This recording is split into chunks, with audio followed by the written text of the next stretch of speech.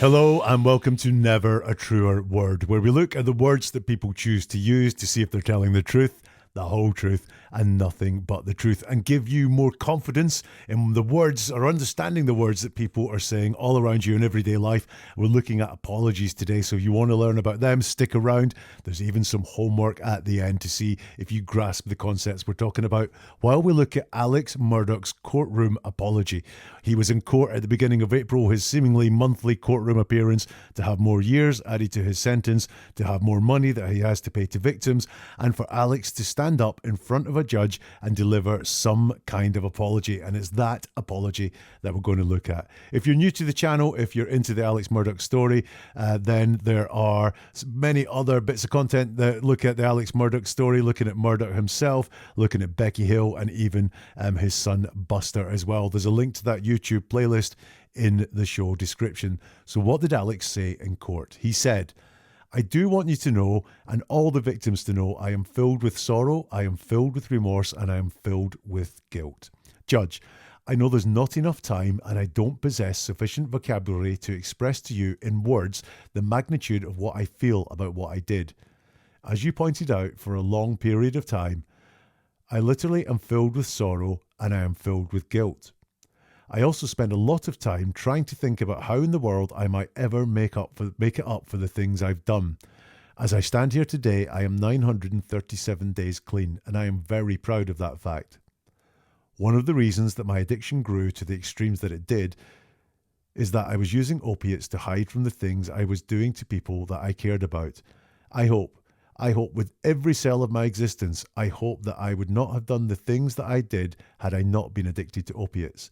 And while I hope that, I also know for a fact that I knew what I was doing was wrong. I am very committed to trying to be a better person." So what's the perfect apology then? The perfect apology is something like, "I'm sorry for," and then saying the actions that or the thing that you are sorry for. Or something like, "I apologise that I," and then it's followed up with what the thing was. If it doesn't have the part, the thing that you are sorry for, or the thing that is being apologised for, and that's explained in a little bit of detail, it's not really worth a lot. And it also needs to have that "I" at the beginning of it, not just "sorry for upsetting you." No, "I am sorry for upsetting you.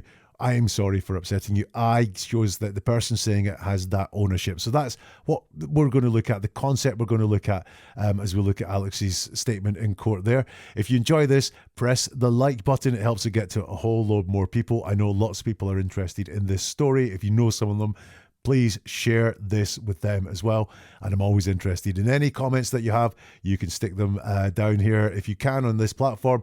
Or if you want to, then you can get in touch on social media. All the details for that are in the show description. So let's look at the first part of Alex's statement. "I do want you to know, and all the victims to know, I am filled with sorrow, I am filled with remorse, and I am filled with guilt." Well, this has that "I" there. I do want you to know. I am filled with sorrow. I am filled with remorse. I am filled with guilt. So he's taking lots of ownership in terms of what is going on here. He starts by saying "I." So this is coming from him. He's joining himself to this statement by saying "I." But what is that statement? "I want you to know that all the victims to know I'm filled with sorrow, I'm filled with remorse, and I'm filled with guilt." Why? Why are you sorry? Why are you remorseful? Why do you feel guilty? He does not say at all. And it could be he's sorry he got caught. It could be he's remorseful he got caught. It could be that the guilt is towards the other people that he was running these scams with and they got found out and put in jail as well. He doesn't say. And when someone doesn't say something, we can't fill in those blanks for them. We can't assume what we mean. Never ever be kind and go, "Oh, I assume he means he's sorry to the victims here," or I'm sure he's remorseful about what he did in ripping people off for millions of dollars. If he doesn't say it, don't do it. It's a really good rule in life. Don't write in words that someone hasn't said. Just assume the words that are there are the only words that they want to say. What's important to Alex here? Well, he starts by saying, "I want you to know." And that's what's really important for him, is he wants you to know. So it's "I want." So what's important to Alex is himself. I want this. He's not saying this in any other way. "I'm sorry for what I did. I apologize to ripping you all off." No, it's "I want you to know." That's what's important. And again, he's saying it there. Look, knowing this is important, not me being sorry. That's not what's important to Alex whatsoever. What he actually genuinely feels, what he has inside them, is not the most important thing to him. The most important thing to him is that you know, that I think that's the judge he's addressing there. So the judge knows and the victims know. And notice the order as well. The judge comes first, the victims come second. He says 3 times in this extract he's filled with something. You can't be filled with something 3 times, can you? You can't have 3 full loads of something inside you. You're only fit 1. So this is not true. Yeah, it's a metaphor, really, I know. But again, it's not true. It's not true. And also, when people are manipulative, when they're trying to get you to really, really understand what they're saying, liars, people will use absolutes. And that's what filled is. It's not, I have lots of sorrow, I'm remorseful, I feel guilty. No, I'm filled with these things. And he says 3 times that he's filled with these things. When someone uses absolutes like, I'd never ever do that, or you're always doing that, or that's what I've said every time, they're probably not being truthful. And that's what I think is going on here with that 3 uses of filled. He says, I'm filled with sorrow, filled with remorse, filled with guilt. Look at the ordering there. When we list things, we tend to list the first thing that we say tends to be the most important one to us, and it goes downwards from there. So sorrow is the most important thing, but we don't know what he's sorry for. Remorse is the second most important thing, and then guilt to Alex. Alex continues, Judge, I know there's not enough time and I don't possess sufficient vocabulary to express to you in words the magnitude of what I feel about what I did, as you pointed out for a long period of time. I literally am filled with sorrow and I am filled with guilt. Now, this is a statement in the negative. Alex is telling us what he's not going to do. And what he doesn't have enough of. There's not enough time and I don't possess sufficient vocabulary. Now, this could be said in a much more positive way. With more time and a better vocabulary, I could express the magnitude. But no, he's talking here in the negative. He's telling us what he's not going to do, which is express in words the magnitude of what he feels about what I did. So, yeah, again, this is maybe manipulative language. You kind of might come away from here thinking he really liked to do these things and express this, but he doesn't say that at all. He says there's not enough time and I don't have the vocabulary to do it. He talks about expressing in words the magnitude of what I feel about what I did. Magnitude means size. And again, he doesn't say how big this size is. It could be tiny. It really could be tiny. These are manipulative words. He's not going to tell us the magnitude, whether it's big or small, because he doesn't have enough time and he doesn't have the vocabulary to do it. And it's what I feel about what I did. So it's not about understanding the magnitude of what I did. You know, I can't talk about how much I ruined everyone's life or anything like that. It's only what I feel about what I did. Alex uses literally here. I literally am filled with sorrow and filled with guilt. Literally really means factually. So if I said I'm literally on fire, the correct meaning of that would be that there are flames coming from me. However, it's come in common usage just to be like a metaphor. I literally am on fire just means, yeah, I'm going great right now. That's how Alex uses literally here. I'm not going to give him like bad marks for using it very much incorrectly with old school English. What I am going to say is, once more, it's one of those absolutes. I literally am. And again, we've got the repetition of filled with sorrow, filled with guilt.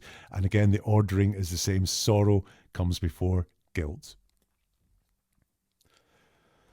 Alex continues, I also spend a lot of time trying to think about how in the world I might ever make it up for the things that I've done. This is incredibly distant, this part here. It's not he spends a lot of time thinking about how he might make it up. No, he spends a lot of time trying to think. Not even thinking about how he could make amends here, but he's just trying to think about how I could make amends. So he, in his words here, he hasn't even started thinking about how he can make amends, how he can make it up. He's just been trying to do that for a lot of time. He talks about he wants to make it up for the things that I've done. Now, Alex ripped off people to the tune of millions of pounds, vulnerable people, victims of his. These are pretty awful crimes that he was sentenced to a lot of years, decades in prison for doing. So that's how bad the things that I've done are. But you'll notice he doesn't acknowledge any of that. He doesn't talk about the millions of dollars. He doesn't talk about the numerous victims and the fact they were vulnerable people who deserved that money. He just downplays that all into the things that I've done. Look, I don't have the biggest vocabulary in the world, but I've managed to talk about the millions of dollars and many, many vulnerable victims. But Alex could not do that. Don't believe it. He's downplaying that. He's running it down and he's saying these are the things that I've done. But this is just so vague and distant as to be almost meaningless. I also spend a lot of time, so you're actually spending a lot of time doing other things. So this is not your main core focus, all this regret and thinking how you could make it up. No, I also spend a lot of time doing that, but I spend a lot of time. So, that's again, incredibly vague. It's not days, nights, weeks on end. It's none of that. It's just a lot of time trying. We've spoken about trying to think. Think is really vague. It's not, I don't spend a lot of time making up for what I've done. I'm just trying to think about how in the world. So again, really vague. There's just no concept there of how it could be done. It's how in the world. And then once more, I might ever make it up. So not that I am going to make it up. I might. Really, he's saying, I'm trying to think about how I might do something. Not very impressive, is it? Alex continues, as I stand here today, I am 937 days clean, and I am very proud of that fact. Now compare this to the vagaries that have gone before, the downplaying of things, the way that words could be split to mean any one of a million things. This is really clean. I believe this. It's very factual. There's nothing in there that is manipulative language. It's just very, very believable. As I stand here today, I am 937 days clean, and I am very proud of that fact. From hearing that, I believe he is 937 days clean, and I believe he is proud of that. He takes ownership of it as well. As I stand here today, I am 937 days clean. I am very proud of that fact. So he's using the word I to join himself to what he is saying. And I really believe that. I really believe it. The statement in court continued. One of the reasons that my addiction grew to the extremes that it did is that I was using opiates to hide from the things I was doing to the people I cared about. I hope with every cell of my existence, I hope that I would not have done the things that I had I not been addicted to opiates. And while I hope that, I also know for a fact that I knew what I was doing was wrong. So, first of all, I'll point out, Alex says that this is one of the reasons that my addiction grew to the extremes that it did. Just one of the reasons. So there are multiple reasons for doing it. I'm not saying he's hiding or lying or anything like that here. I'm just saying, let's listen to what people are saying. Look at the words they're using and you'll learn so much more. So he's not saying that the entire reason that his addiction grew to the extremes it did is he was hiding from the things he was doing to people. He's just saying it was one of the reasons that his addiction grew to the extremes that it did. Once more, we see these millions of dollars being ripped off from vulnerable victims as downplayed to the things I was doing and the things that I did. So again, like I said, an apology is I'm sorry for, and then explaining what you are sorry for. The things that I'm doing, the things that I did doesn't fly in that. If you're truly sorry, you will say what you are sorry for.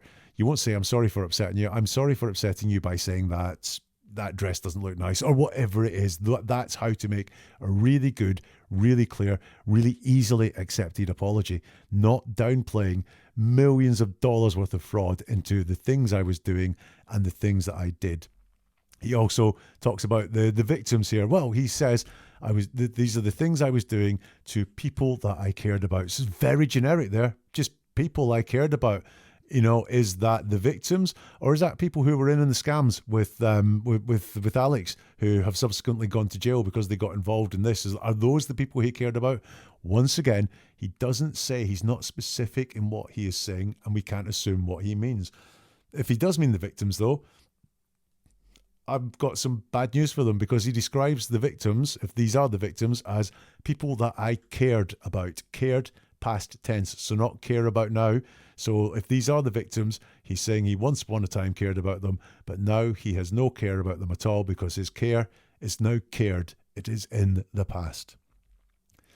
The genericness continues. I hope.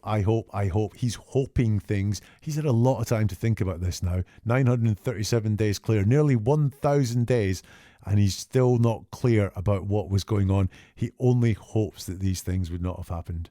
And he says, I hope that I would not have done the things that I did had I not been addicted to opiates. So what he's saying is, his hope is he wouldn't have committed all these fraudulent acts had he not been addicted to opiates.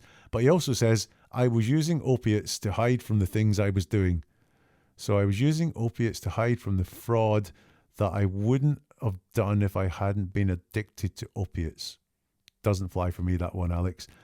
He says he's hoping with every cell of my existence. Once again, that's one of those absolutes that he's very good at, and liars and manipulators are very good at using too.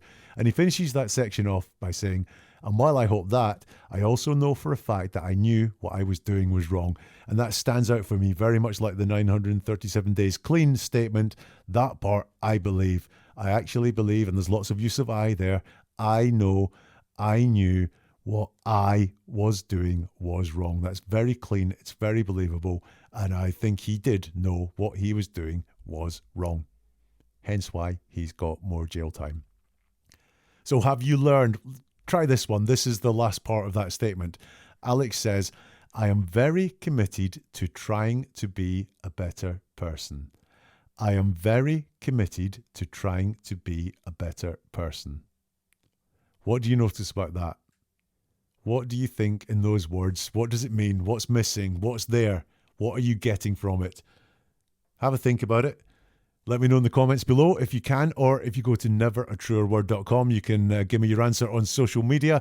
The email address is there as well if you just want to get involved by email. You don't want to make it all public. But comment below, or neveratruerword.com. What do you think is going on in that line that Alex delivers there? I am very committed to trying to be a better person. So in conclusion, on Alex's apology, he's sorry for something, but I'm really not sure what he's sorry for. And remember, take this away from you.